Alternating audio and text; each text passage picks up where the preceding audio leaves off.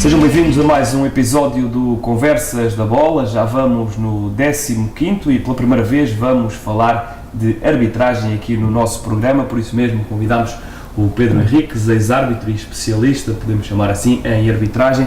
Pedro, muito bem-vindo, obrigado por teres aceitado o meu convite e o do Igor, é um prazer e certamente vai ser uma agradável conversa.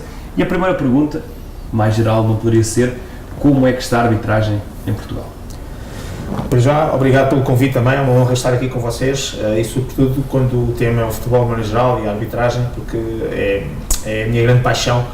Das muitas coisas que já fiz e que ainda faço, a arbitragem é efetivamente a minha grande paixão. Em relação ao momento atual da arbitragem, a arbitragem vive muitas vezes por ciclos e nós tivemos recentemente um ciclo em que saíram muitos árbitros cujos nomes, se eu disser, as pessoas identificam e reconhecem. Quando falo no Algarve em Crença, no Pedro Proença, no Silvio Batista, Paulo Costa, Paulo Parati, Duarte Gomes, portanto, tudo nomes que as pessoas identificam, o que significa que, independentemente de terem gostado ou não das suas arbitragens, são pessoas que marcaram uma geração e muitos anos de presença assídua naquilo que foi os nossos relevados. Se eu falar nos nomes que atualmente estão ao serviço da Primeira Liga, metade dos quais ninguém vai identificar. Já apanhamos um ali ao claro, João Capela, o Miguel, talvez aqueles mais antigos, o Soares Dias, Jorge Sousa, mas depois temos um conjunto de árbitros. Se eu disser os nomes, as pessoas não sabem, claro, se eu disser que são árbitros, são capazes de identificar, mas a maior parte deles não os identificam. O que é que isto significa? Significa que houve aqui uma grande transição entre árbitros que deram, durante muitos anos, muito ao futebol profissional e que são reconhecidos porque tiveram jogos de uma maneira geral, e depois o Benfica Sport, Sport Benfica, Sport Sport, etc., e que as pessoas identificam. E hoje temos uma geração de árbitros que são menos conhecidos. Porquê? Porque efetivamente ainda não têm em quantidade, e se calhar também em qualidade, um conjunto de jogos que façam com que as pessoas já os identifiquem. O que significa que houve aqui uma transição, houve um refresh. Os árbitros terminam as suas carreiras no limite de idade aos 45 anos, embora já tenha havido agora alterações recentes relativamente à questão da idade, mas temos aqui, portanto, uma mudança, e com essa mudança temos sempre, como em todos os lados, o lado positivo e o lado menos positivo. O lado positivo, efetivamente, é o refresh, é a mudança, caras novas, mais juventude de uma maneira geral. O lado menos positivo, que não é negativo, é menos positivo, é que são árbitros, por serem mais jovens, menos experientes. E a arbitragem, muito aquilo que acontece dentro das quatro linhas, tem a ver com experiência não só de arbitragem, de jogos, mas experiência de vida, de liderança, de relacionamento humano, de relação entre pessoas, porque no fundo o árbitro está a gerir os 22, mais os 12 de cada banco, mais os bancos técnicos auxiliares, portanto, é tudo uma gestão de recursos humanos e, portanto, a arbitragem neste momento vive este lado mais positivo e ao mesmo tempo menos positivo da experiência. Isso refletiu-se também no plano internacional, como vocês sabem. Portanto, tivemos a dado momento aquela fase do Silvio Batista, Algarve em Crença e depois Pedro Proença, que atingiu o patamar máximo em termos de arbitragem no plano internacional, e de repente houve uma saída do Algarve e do Pedro. O Algarve por limitidade, o Pedro 1 ou 2 anos antes por opção própria, e houve e há tempo em que temos árbitros nas Liga Europa, já temos nas Champions, mas neste momento faltou-nos as presenças assíduas da Liga dos Campeões, da Liga Europa, e sobretudo a nível de finais, e da Liga dos Campeões também, sobretudo ao nível das finais, e sobretudo nos Campeonatos da Europa e Campeonato do Mundo. Temos neste momento o Artur Soares Dias, que subiu ao primeiro patamar da arbitragem a nível internacional, o chamado Top Class, entrou há pouco mais de um ano, e que vai ser o futuro árbitro português a estar num campeonato, neste caso da Europa, quase garantidamente, e depois vamos ver se será um dos representantes da UEFA. Portanto, há aqui um hiato de tempo em que perdemos alguma experiência, ganhamos em juventude, com as consequências positivas e negativas que isso naturalmente tem. Claro. E falando justamente dessa parte, esse refresh, muito se fala da profissionalização da arbitragem no mundo inteiro, isso principalmente nos grandes centros. No próprio Brasil não tem, se fala disso todo dia, em todos os debates. Aqui também, você acha que esse é o próximo passo a dar? Sim, em Portugal já temos um regime de semi-profissionalização, que implica já, até inclusive financeiramente, um valor já bastante apetecível mensal que os árbitros ganham, mas mais do que a questão do dinheiro é a questão daquilo que eles fazem durante o microciclo semanal.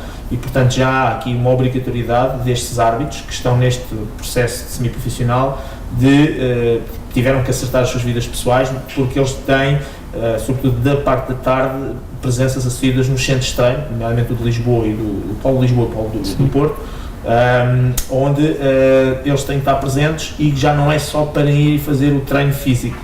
onde estão a ver os vídeos dos jogos que arbitraram, onde fazem já scouting e observação relativamente às equipas dos jogos que vão arbitrar, onde inclusive já tem um outro multidisciplinar, a parte física, e depois já tem psicólogos a trabalhar, já tem nutricionistas, portanto já tem aqui um conjunto de outras pessoas que estão a caminhar para aquilo que poderá ser o modelo final de profissionalização.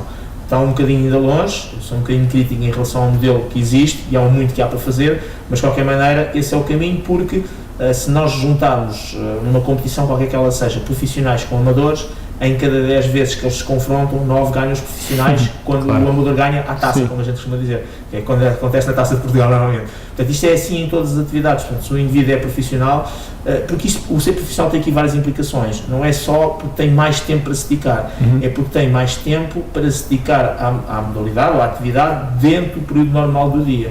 O que acontece com os árbitros, como era no meu tempo, é que nós, às 19 horas ou às 20, quando devíamos estar a ir para casa, para estar com as nossas mulheres, com os nossos filhos, namorados, o que é que seja, ou atividades, estávamos a sair do trabalho para ir trabalhar, neste caso, da parte da arbitragem. Não faz sentido. Não é por acaso que os árbitros da minha geração são todos divorciados. Por alguma razão, isto faz algum sentido. Claro. E isto tem depois implicações emocionais no comportamento das pessoas, não só no seu dia-a-dia, como dentro do campo. Porque talvez de todas as coisas mais importantes que um árbitro pode ter, destaca lá qual é a coisa mais importante para um árbitro ser árbitro, é a estabilidade emocional. Porque se eu for para dentro daquelas 4 linhas, com todos os problemas da minha vida, a gente nunca tem os problemas da vida todos resolvidos, mas estáveis, estabilizados, não tenho que dar problemas com pagamentos das contas da luz ou da água, ou problemas emocionais ou familiares, se eu tiver uma vida estável, emocionalmente estável, isso depois vai se refletir no meu comportamento dentro de campo. Não é só para decidir o penal da fora do jogo, é na maneira como eu me relaciono com as pessoas. Quantas vezes nós vemos um árbitro disparam cartões de qualquer maneira, disparam cartões, parece que estão a agredir os jogadores, em vez de falarem tranquilamente gritam. Muitas vezes isso é o reflexo daquilo que é as suas experiências e vivências naquele momento, no seu dia-a-dia. Portanto, a profissionalização vem trazer aqui vários fatores, que é, para já a parte técnica, tudo aquilo que pode ser dado ao árbitro para ele ter mais ferramentas para ser melhor árbitro. E depois, um aspecto que tem a ver exatamente com esta questão emocional, eu só destaco isto, nós em 2005 recebemos cá em Portugal o Howard Ebb, o famoso árbitro inglês, careca, que era sargento da polícia. Na altura ele tornou-se profissional, fomos ao Porto a uma convenção e ele veio explicar exatamente o que era o modelo inglês da profissionalização.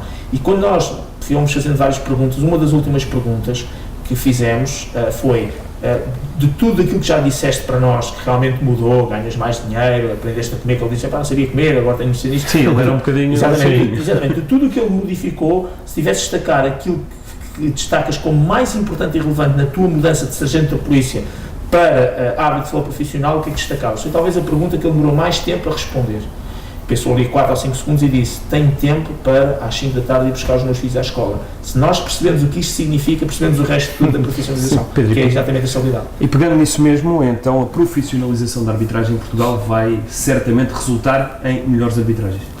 Claro que sim, até porque hoje, como temos este upgrade que é o vídeo-árbitro e toda a importância da interpretação do que é o protocolo de vídeo-árbitro, de relação árbitro com vídeo-árbitro, o processo pode estar mais facilitado se a ferramenta for bem utilizada, porque naqueles 2 ou 3 ou 4 erros que um árbitro vai cometer garantidamente no jogo, e que desde que estejam do protocolo, o vídeo-árbitro pode corrigir. O que é que isso significa? Significa que deve-se continuar a apostar nos árbitros sob o ponto de vista das suas competências, treino físico, parte técnica, parte psicológica, parte da nutrição, todos esses aspectos devem ser uma aposta, claro que sim, mas depois, se percebemos que eles são profissionais, se eles tiverem mais tempo de qualidade para se dedicarem, vão ser garantidamente melhores, sob o ponto de vista daquilo que é a sua tomada de decisão. Se juntarmos a isto a ferramenta do vídeo-árbitro, que é uma ajuda utilíssima e preciosa neste contexto, provavelmente ainda vocês já vão mas se nós juntarmos isto, garantidamente vamos ter melhores árbitros sob o ponto de vista daquilo que é a tomada de decisão, e a profissionalização garantidamente que é um dos pontos fortes que pode dar essa melhoria. E agora, puxando justamente pelo vídeo-árbitro, ainda é um bebê, ainda está nascendo, principalmente num contexto geral do mundo do futebol. Exatamente. Como você avalia esse início já com trabalho na Copa do Mundo, agora, que foi o de maior destaque do vídeo-árbitro, e agora essa continuidade? Eu diria o seguinte em relação à questão do vídeo-árbitro. As pessoas depende muito do ponto de vista da maneira como a gente olha para o vídeo-árbitro. Se nós olharmos que foram revertidas 30 ou 40 decisões que eram erradas e que se tornaram corretas com a utilização do vídeo-árbitro, basta ter revertido uma para nós dizermos esta época foi melhor que a outra, porque Na outra época não havia vídeo-árbitro, eu já reverti 1, 2, 10, 20, 30, já melhorei de 30 decisões, menos de 30 cada jogo. O problema é que depois nós somos exigentes em relação ao vídeo-árbitro, queremos mais. E normalmente a tendência não é olhar para as 30 situações que foram revertidas, mas para as outras 30 ou 40 que ficaram por reverter e não entendemos porque é que o vídeo-árbitro não as conseguiu resolver. Portanto, o vídeo-árbitro é uma ferramenta útil, como disseste bem, há aqui as dores do crescimento, é bom relembrar que estamos na segunda época em Portugal, primeiro foi um experimental, embora um experimental já a contar, a doer, com intervenção nas decisões.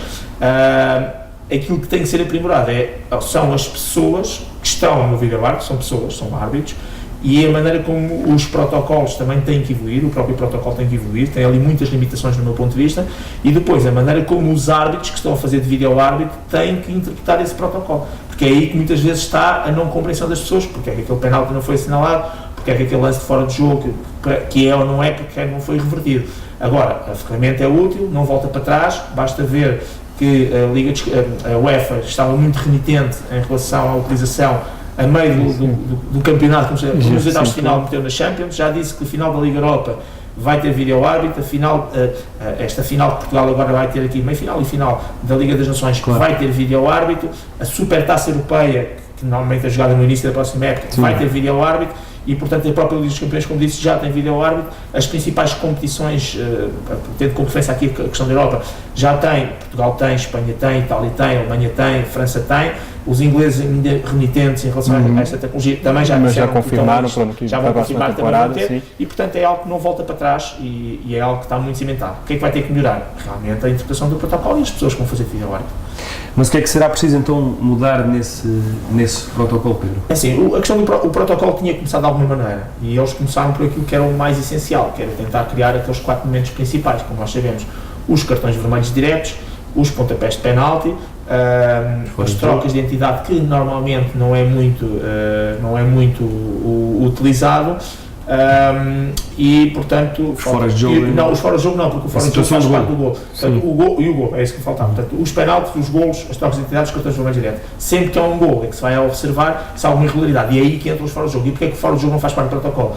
Porque senão todos os lances fora de jogo tinham que ser vistos. Então, nós temos 8 fora de jogo por jogo que são assinalados e temos mais 8 ou 9 que não são assinalados, que também é uma decisão. Portanto, o fora de jogo só na relação se houver gol. Ok? Pronto, nessa perspectiva. O que é que pode ser melhorado? É que depois surgem aqui algumas questões que é, a primeira questão é coisas mais básicas, como por exemplo, o vermelho direto sim, o segundo amarelo não. Ora, o segundo amarelo é uma expulsão também. Sim. E portanto já se pensa, se calhar situações de um jogador que já tem cartão amarelo, em que está envolvido um lance, pode ser segundo amarelo, pode fazer todo o sentido, porque a equipa pode ficar reduzida. Mas depois quem defende isto diz, ou quem não defende isso ok, mas depois o segundo amarelo a gente vai colocar, então e o primeiro amarelo? Se calhar também devia ser, porque podemos ter uma situação do jogador ser bem expulso pelo segundo amarelo e o primeiro amarelo ter sido mal mostrado. Claro. Portanto, o problema aqui é que se vamos entrar nos amarelos todos, então todas as faltas vão ser penalizadas. Há aqui algum cuidado que tem que se ter quando se pretende alargar o protocolo, mas acima de tudo, não é tanto nestes aspectos daquilo que pode ser acrescentado ou não, para mim é aquilo que diz o protocolo. E o protocolo diz uma coisa muito simples, que é o vídeo-árbitro só pode intervir, portanto, quando olhar para a decisão que o árbitro tomou e perceber que houve um erro claro e óbvio. Reparem que eles não dizem que é quando houve um erro, eles adjetivam o erro de claro e óbvio. Tem que ser uma coisa que todos nós aqui juntos olhamos para aquele lance e não podemos escolher. Não, é. E o problema é que se o erro existir, mas se não for claro e óbvio, quer dizer que estamos a deixar passar um erro. E este é que é o problema do protocolo. O que é que eu modificava nisto tudo? Eu modificava no sentido, as pessoas ficam chocadas quando, não é quando o árbitro vai ao monitor e mantém ou altera a decisão. Aí é uma crítica que fazem ao árbitro. É quando o árbitro não vai ao monitor verificar. Então, o que é que eu modificava aqui? Eu não colocava a decisão de dizer, o vídeo-árbitro só pode dizer alguma coisa ao árbitro quando há um erro claro e óbvio, eu diria de outra maneira. Quando a decisão da equipa de arbitragem for clara e obviamente certa, deixa seguir. Quando tu, vídeo-árbitro, olhas para o lance dentro do protocolo e vês que aquilo tem potencial para erro, diz ao árbitro e o árbitro que vai tomar a decisão no monitor. Mas depois tínhamos muitas interrupções, não tínhamos. Porque basicamente troca de identidades nunca existe. A questão do vermelho direto é relativamente rara. Troca de identidades não seria preciso ir ao vídeo. Sim, claro, uma vez ou outra.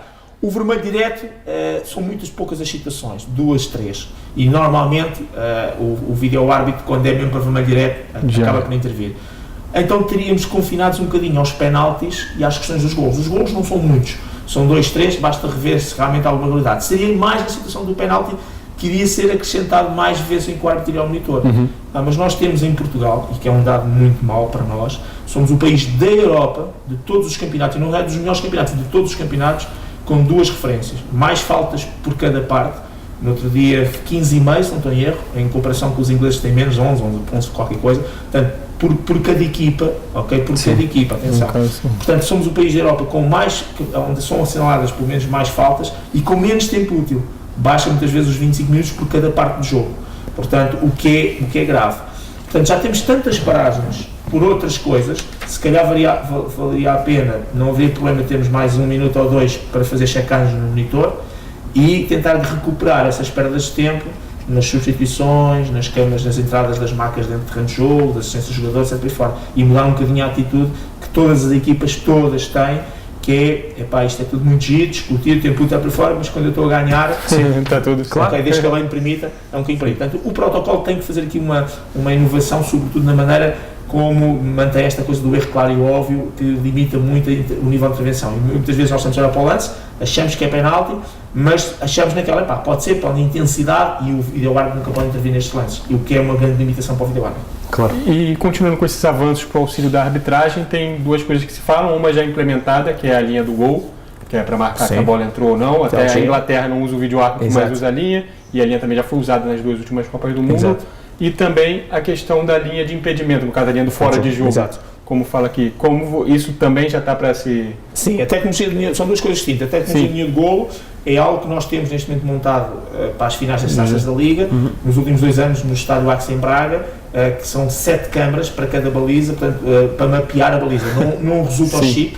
Aquela questão de pôr um chip dentro da bola não resultou. Teve uma experiência no Campeonato do Mundo Sub-17, não resultou porque um chip não está... ou seja, um chip existe para ver qualquer coisa que passa por passa, não para levar pancada. E, portanto, por muito boa que a bola seja, com pontapés sucessivos, o que aconteceu nesse Campeonato do Mundo, a dado momento estava a dar gol quando a bola estava no meio campo.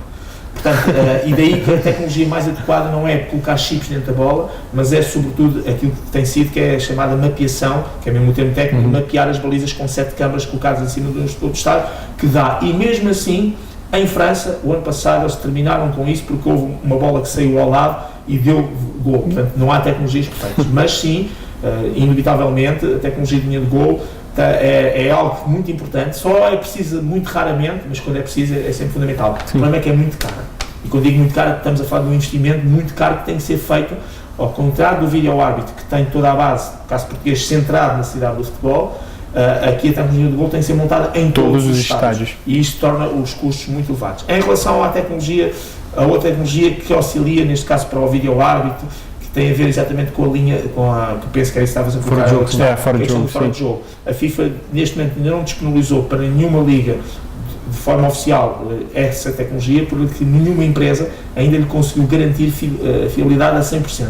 Há sempre ali, eu não percebo muito esta parte. Mas a Espanha comprou um software. Sim, comprava, mas não é garantido que dê a 100%. E é por isso que a FIFA neste momento ainda não quer. Há já vários softwares, campo verde, campo vermelho, com tecnologias com quadrículas, há vários que vão aproximar garantidamente a realidade, mas é sempre muito complexo e difícil de resolver. Até porque aquela que nós temos na nossa televisão normalmente é uma linha que é traçada, que tem sempre 2 problemas. Primeiro tem que ser traçada ao nível dos pés, porque a tecnologia não permite traçar na parte do corpo que está mais adiantado, com exceção dos braços não conta. E portanto, ao traçar ao nível dos pés, as pessoas depois têm que ver o resto do corpo se está mais adiantado ou não. E depois é uma tecnologia que também está muito dependente de quem vai operar essa tecnologia, o momento em que coloca, que é o momento do passe. E a FIFA deu o International Board, mas concretamente colocaram dentro das leis de jogo de 2018-19 esta alteração muito significativa, que é o fora de jogo não é quando o jogador toca na bola, a bola está assim, é o momento do primeiro contacto, não, o primeiro contacto.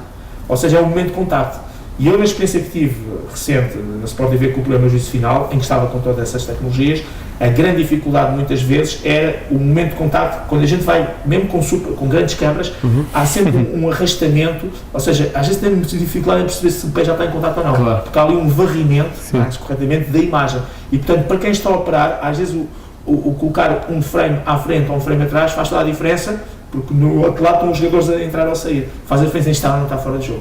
E nós tivemos, inclusivamente, na Taça da Liga, na final da Taça da Liga, o tal gol anulado ao Benfica, exatamente a grande dificuldade que é colocar. Uma semana antes tínhamos tido um jogo também do Sporting com o Vitória de Guimarães, em que aparecem duas imagens na televisão, em repetições diferentes, em que numa há um pé que está fora do jogo e no outro pé não está. Tem a ver... Colocação das câmaras também. E tem a ver exatamente com o momento em que a pessoa que está a operar está a tentar colocar a bola. E depois, como há varrimento da imagem, muitas vezes de frente para a frente, frente para trás, para tentar perceber o momento de contacto. E, portanto, não há tecnologias ainda fiáveis. Agora, é muito importante que o que utilizem e que deem essa ferramenta ao vídeo-árbitro por uma coisa. Não faz sentido o vídeo-árbitro estar na sala de futebol com o campo branco, no sentido de não ter nenhuma tecnologia, as pessoas em casa estão a ver, pelo menos uma tecnologia foi colocada. E tem, pelo menos, aparentemente, maior possibilidade de acertar com essa tecnologia do que o vídeo-árbitro não tem. Sim. E daí algumas confusões têm havido em aqueles lances no limite do fora de jogo, por causa de exatamente isso. Porque os vídeo-árbitros não têm tecnologia de linha. Pedro, e muitas das críticas que são feitas ao vídeo-árbitro devem-se ao facto de lances idênticos terem decisões diferentes. A minha pergunta é, porquê é que isto acontece? Sabemos que as regras são da interpretação do árbitro, não é? São regras interpretativas. Mas porquê é que isto acontece e o que é que se pode fazer para que não aconteça? Não é? Para já, mudar aquilo que eu disse há um bocado do protocolo, porque aquilo que nós somos os 3 árbitros, ou os 4, ali que o nosso operador de campo, somos os 4 árbitros, temos o conhecimento todos das leis de jogo. Quando me dizem uma coisa que é, olha, tu atuas quando aquilo que estás a ver for claro e óbvio. O meu conceito claro e óbvio, garantidamente, não é igual ao conceito. E é aqui que entronca, tem muito a ver até ali com o livrinho que eu tenho ali. Já lá vamos. Mas tem a ver exatamente com isso, que é, eu diria que mais de 50% das leis de jogo, para não dizer um bocadinho mais, são claramente subjetivas. Não têm objetividade. Ou seja, dão interpretação ao árbitro. É dizer que, quando fores adicionar tempo de desconto, tens que ver o tempo que foi perdido nos pontapés de canto e pontapés de baliza, que fazem parte do jogo, isso não é para acrescentar. Mas se tu, árbitro, achares que houve uma perda excessiva nesse marcação de pontapé de canto, lançamento lateral, pontapé de baliza ou numa substituição, tens que adicionar o tempo. Espera lá, o que é uma perda excessiva? É muito mais fácil dizer que tens 5 segundos ou 10 ou 15, isso eu posso quantificar. E nós temos nos outros esportes grandes exemplos de quantificação. Vamos ver o futsal. É um bom exemplo. 4 segundos para repor uma bola. O árbitro levanta os dedos e conta 4 segundos. E eles cumprem. Porque está a contar a partir do 5º segundo e as pessoas entendem. Claro. Porque ali está o árbitro. Reparem como é que eram as barreiras dos 9,15 m. Agora que o spray foi resolvido. Os árbitros contavam o espaço para meter os 9,15 m, depois os jogadores iam para a frente com os passinhos, os árbitros deixavam passar, nem tinham capacidade de intervir. Hoje chega-se ali, mete-se os 9,15 m, mete-se o spray e há uma coisa física que te mostra. Ou seja, as leis de jogo são tão subjetivas naquilo que é a interpretação que o árbitro pode dar. Jogar a bola com a mão, não saímos daqui só para falar nisso. Casos.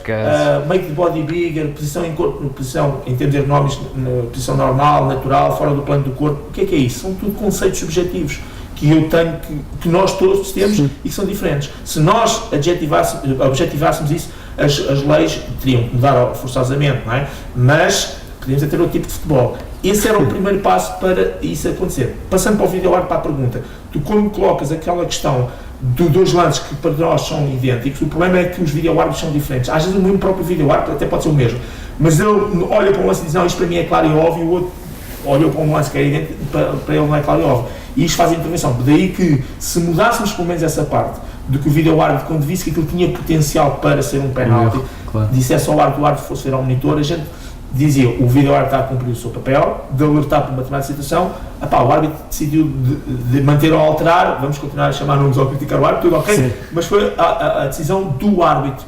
E essa é que é uma das questões que nós muitas vezes olhamos para os lances, aparentemente iguais, e não percebemos o porquê. Tem a ver exatamente com o protocolo e tem a ver com a grande subjetividade que as leis de jogo têm e que permitem ao árbitro ter uma coisa que as pessoas mais criticam, que é ter critério. Há muitas coisas escritas no livro das leis que diz depende do critério do árbitro. Ou seja, dependendo do critério do árbitro, um árbitro que é de Lisboa é diferente do Porto, de Braga ou do Algarve, em termos de mudanças. Ou seja, um árbitro com 30 anos é diferente do árbitro com 40. É isso que dizer, um árbitro com 30 anos é diferente do árbitro com 45 que está a sair da sua carreira, portanto, tudo isso muda aquilo que é o próprio critério. E as leis não são objetivas, são muito subjetivas, não saímos daqui a falar só sobre a subjetividade, mas para dizer que esse é um dos motivos que leva exatamente, juntamente com o protocolo, a que olhemos para 2 lances e porque é que ali ele atuou e no outro não. E falando justamente sobre isso, sobre a questão de tudo subjetivo, essa diferença de idade, mas você acha que ainda existem árbitros até por ser uma tecnologia nova, que estejam mal preparados para operar o árbitro de vídeo, no caso? Quando começou o vídeo-árbitro, uma das coisas, foi uma das primeiras conclusões que o próprio Conselho de Arbitragem tomou, e eu estive num talk show de futebol que foi organizado, que é organizado anualmente aqui em Portugal, e vi pessoas que vieram da MLS, que é uma grande referência em termos de tecnologia. Os americanos nesse aspecto estão muito à frente nesses conceitos, da Liga Holandesa na altura também, que foram dos pioneiros, e quando nós ouvimos algumas das conclusões que eles tiraram, é aquilo que é o óbvio: os árbitros mais jovens, a minha filha que tem 14 anos, não é? Nasceu e cresceu já com o touch, já não sabe o que é outra coisa, e a mexer, ok? Eu sou da tecnologia do botão, e portanto eu aprendi a trabalhar em computadores com 27 anos, ok? E portanto a minha filha nasceu com o computador na mão. O que é que isto significa? Que todas estas, aquilo que se faz, que é exatamente agarrar num botão, passar o lance para a frente, para trás, perceber quais são as melhores câmaras, fazer touch, fazer zoom diretamente, tudo isso são coisas que os árbitros mais jovens, em termos cronológicos de idade, adaptaram-se muito melhor do que os árbitros. E aquele momento em que o vídeo-árbitro vai atuar, ele tem um técnico a ajudá-lo, e tem um assistente de vídeo-árbitro, mas ele tem ali 1 minuto, não há tempo escrito, mas tem ali 45 segundos que está à espera, o árbitro está à espera. Ele tem 30 a 45 segundos para fazer duas coisas. Primeiro, perceber qual é a melhor câmara, que isso é fundamental, para lhe dizer se é ou se não é. E depois tem que operar com aquilo, tem que mexer. Mesmo o técnico, eu posso pedir ao técnico dar na câmara 3 ou 4, mas eu é que estou lá depois no botão para passar para a frente e para trás. Portanto, e eventualmente ir ali fazer um zoom, para perceber. Ou seja, há aqui um fator que é perceber das leis, normas e regulamentos, sabê-las e interpretá-las também, escolher as melhores câmaras em tempo rápido, que isso é fundamental, saber o potencial de cada câmara, e ao mesmo tempo depois operar e saber o potencial de cada câmara. É algo muito importante, porque se eu tenho um lance que ocorre de uma queda de um jogador que é agarrado, ou puxado ou empurrado, que ocorre fora do campo da bola, da zona onde está a bola, eu não posso estar a perder tempo, eu tenho que ter isto empírico. Qual é a melhor câmara? A câmara de topo, que é a câmara que está colocada mais aberta, por trás, mais aberta, ou então a câmara 1, que é a master. E se eu tenho a dúvida se tocou na mão ou no braço, eu tenho que saber que a câmara 2, que é de curtos, que é que opera ao lado da câmara 1, ao meio do estádio, é aquela que vai buscar. Ou seja, e se tenho um determinado lance, eu sei que as câmaras, ou seja, perceber o potencial de cada câmara é fundamental. Portanto, não se trata de ter só lá um árbitro que perceba de leis, normas e regulamentos, trata-se de ter um árbitro que tem que adicionar a isto, saber manipular, mexer, estar habituado a mexer, e ao mesmo tempo perceber do potencial que as câmaras podem dar. Portanto, tem que perceber um bocadinho mais do que a arbitragem, e isso é fundamental, porque eles estão com a limitação do tempo. Eu, no meu juízo final, tinha tempo a operar, e a seguir, no final do jogo, tinha 10 minutos para entrar em direto. Ok, tranquilo, mas tinha algum tempo, pouco, mas tinha. E é muito diferente se eu tiver que analisar e dar uma decisão, ou pelo menos dar uma ideia ao árbitro do que aconteceu em 40 segundos ou 50 segundos. Pedro, mas nessa lógica não deveríamos talvez ter vídeo-árbitro, não em todos os jogos, mas alguns no Campeonato de Portugal, por exemplo, que os árbitros, antes de chegarem à Primeira Liga, têm de chegar ao Campeonato de Portugal e à Segunda Liga. Por que não ter essa ferramenta em alguns jogos, não todos, porque seria financeiramente incompensável, mas em alguns jogos ter ali, porque toda a gente sabe quem são os árbitros com mais potencial, não é? Claro. Porque não pô-los logo à prova? Bem, aí a questão é que iria criar desigualdade dentro do Campeonato de Portugal. Havia jogos que eram vídeo-arbitrados, outros não. Se essa vídeo-arbitragem contasse para a decisão do jogo, isso não podia ser, a competição não permitiria isso, obviamente. Claro. Mas a grande questão neste momento é uma questão financeira. Cada jogo vale 3.000 euros. Vale no sentido de custo é 3.000 euros. Porquê? Não é só com os custos propriamente ditos das tecnologias já estão montadas, que também são avaliados, é com os custos que as pessoas estão a operar. O técnico, o árbitro e o VAR, Video Assistant Referee, e o AVAR, Assistant Video Assistant Referee. Portanto, aquilo vale mais ou menos 3.000 euros. O que significa que uma jornada de 9 jogos são 27.000 euros. O que significa que 34 jogos é o tal milhão. É 1 milhão de euros que custa esta tecnologia. Agora, a propósito do jogo entre o Sporting com o Braga para a Taça de Portugal feminino, um suposto lance que dá um golo com irregularidade, sim ou não interessa, não é isso que estamos aqui em causa hoje, já se pede via o árbitro às equipas da primeira divisão feminino. Já se pede para a Liga de Honra também, porque é futebol profissional, da Liga. E não só por causa dos erros, mas também pelos escândalos recentes de apostas. Claro, tudo isso. Ou seja, neste momento já se pede vídeo árbitro, ou seja, as pessoas perceberam do potencial, com defeitos, mas que têm potencial, já estão a pedir para várias competições. E isso, sob o ponto de vista dos clubes, era importante, era bom, claro que sim, sob o ponto de vista dos árbitros também, que era, no fundo, fazer uma preparação, que é isso que estavas-me a perguntar, fazer uma preparação desses árbitros que, quando chegassem, fossem integrados à Primeira Liga, já tinham ali um estágio feito, chamamos-lhe assim. Obviamente que a Federação e o Conselho de Arbitragem sabe que aqueles árbitros, quando chegam pela primeira vez lá, à Primeira Liga, os chamados C1s, vão ter que passar ali, vão ter que fazer os jogos, em teoria, menos relevantes ou menos mediáticos, vão ter também que fazer são os mais formação, e também vão ter que fazer formação, obviamente, há todo um processo, claro. Mas ali a aprendizagem é muito em jogo, no treino, obviamente, claro. No jogo, perdão. E você já falou um pouco antes de que o vídeo-árbitro é valioso para quem tem a vantagem, para quem não tem, e muita gente critica, a gente vê acompanhando o noticiário, tem muitas críticas pesadas até ao sistema, claro. Quando não lhe favorece. E o que você acha que pode ser feito nisso? Multas, castigos? Sim, o que pode ser para essas pessoas? Neste momento, o regulamento já prevê sanções para várias coisas.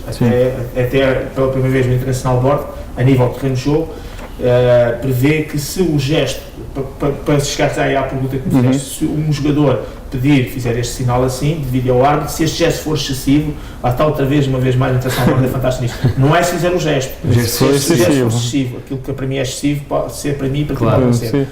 Essas questões que a International Board tem, eles nunca fazem uma lei muito clara e objetiva, é sempre nesta perspectiva do meio termo, que é sempre pior que fazer algo definido, mas de qualquer maneira, se o gesto de vídeo ao ar for muito excessivo, o jogador deve ser advertido, tal como pedir amarelo, cartão amarelo para a equipa adversária. Isto para dizer que, de alguma maneira, já se pensou que coisas relacionadas com o vídeo ao ar possam ter penalizações.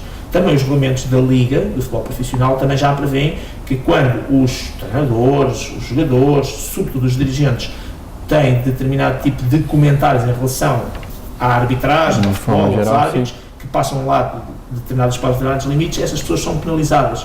O que é que se passa especificamente em Portugal? Duas coisas. Primeiro, a maior parte das penalizações são ridículas. Sim. É muito mais penalizado um treinador ou um jogador num campeonato distrital, na relação que existe daquilo que ele ganha e daquilo que é a penalização, quer a nível de dias de castigo, quer a nível financeiro, de qualquer dirigente ou agente, do futebol profissional. Esse é um aspecto. E o outro, é só tão simples quanto isso, é quem aprova essas penalizações são os clubes em assembleia.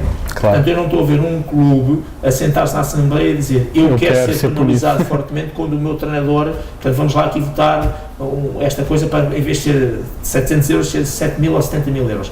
Portanto, enquanto este tipo de regulamentação é feita e tem que ser aprovado pelos próprios clubes, os clubes obviamente que fazem aquela coisa que é, sistematicamente, quando são prejudicados, querem a verdade desportiva toda do mundo, quando são beneficiados, nem sequer falam no assunto, é basicamente a equipa é que jogou bem, os treinadores são fantásticos, os jogadores são muito bons, quando perdem, a culpa é sempre de alguém, de um terceiro. Portanto, este sistema híbrido em que nós vivemos, mas a Liga também tem dificuldades em dar a volta a isto, porque teriam que os clubes aprovar alterações profundas neste aspecto. E, obviamente, e aqui a verdade seja dita, eu sou um fã do Pedro Provença nesse sentido, em tudo o que ele tem feito do seu ponto de vista profissional enquanto árbitro e aquilo que ele tem feito na Liga, porque ele tem se preocupado com diversas questões, começar pelas sponsors, pela questão da sustentabilidade financeira, etc., e de uma liga muito mais profissional e com mais visibilidade até no plano internacional, tem feito coisas, do meu ponto de vista, fantásticas, e ele também tem tentado sentar sistematicamente os principais dirigentes e presidentes dos clubes numa perspectiva de conseguir resolver vários assuntos, que o futebol fala toda uma só linguagem, a questão dos direitos de transmissões televisivas, etc., fora, e também nesta parte da regulamentação. Só que ele tem um menino nos braços que é muito difícil de cuidar, porque joga-se efetivamente os interesses depois individuais de cada clube, que a gente também compreende, obviamente, se estivéssemos lá também faríamos provavelmente o mesmo, mas não é fácil de conseguir dar a volta a isso, não é fácil. Pedro, estamos a chegar ao final, mas ainda temos aqui tempo para uma pequena brincadeira, um pouco mais séria, não é? Vamos passar aqui para os cartões e para o apito, que o Pedro, entretanto, já vai explicar, entretanto, já vamos ao livro. Claro. Pedro, desafiávamos, eu e o Igor, os cartões, um amarelo para quem e um vermelho também para quem?